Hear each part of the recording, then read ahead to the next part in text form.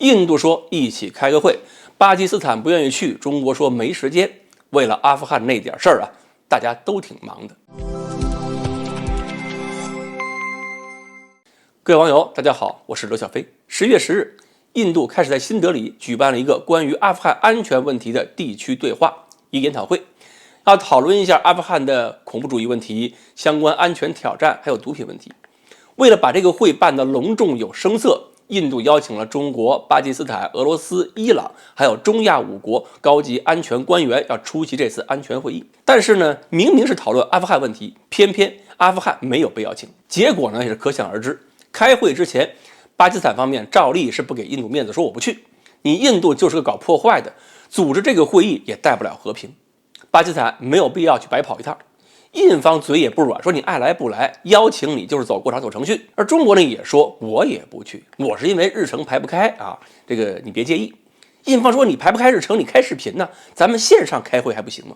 中方说不行，我们忙着呢。问题是现在阿富汗把中国当成了最重要的邻国，阿富汗问题中国不参加这个会，这个会能讨论出什么结果？有什么决议都没用。离开中国，印度这个会就是开了个寂寞。倒是其他参与会的国家呢，不算太寂寞。哈萨克斯坦代表团说，开完会之后呢，我们要去看看金庙。乌兹别克斯坦说，我们要去参观一下泰姬陵。塔吉克斯坦代表团说，我们要去印度德里参观。印度政府说，行，我们都安排。其实印度怎么想，大家都明白。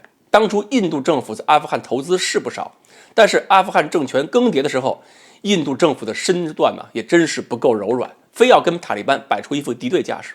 然后就发现自己在阿富汗事务上一夜之间彻底丧失了发言权，国际上几次相关会议都没有找印度参与，所以印度这次自己召开一个会议，是想把新德里变成阿富汗问题的外交主场，而印方非要中国参与，等于是希望中国承认印度在这个问题上有发言权，甚至是主导权。但是这种小算盘谁看不明白啊？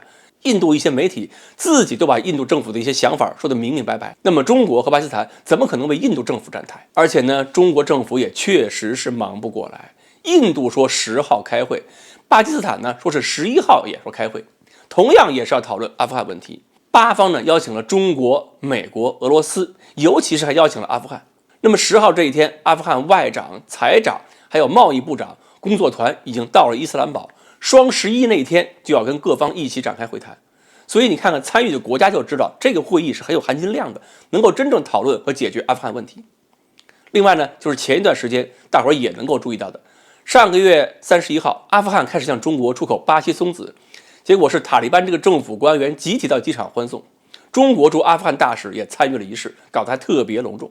注意，这个巴西松子是指巴基斯坦西部原产的松子，可不是南美那个巴西。只不过这种松子主要产地目前就是阿富汗。阿富汗呢，计划向中国出口几万吨松子，这样农民可以挣到大笔收入。这就是解决阿富汗财政和贫困问题的一个开端。而阿富汗也意识到，通过持续跟中国发展贸易、发展友好关系，阿富汗人就可以放心的放弃毒品种植，而且也会果断的轰走东突恐怖组织。这是我们通过一系列的贸易手段，实实在在解决了阿富汗的恐怖主义问题、相关安全挑战，还有毒品问题。所以呢，我们都在忙正经事儿，哪有时间去印度？而印度那个会根本就跟松子无关。好，关于在阿富汗安全问题上，印度政府和松子儿哪个分量更重？今天呢，我们就聊到这里，欢迎大家继续关注我们的栏目，我们下期再聊。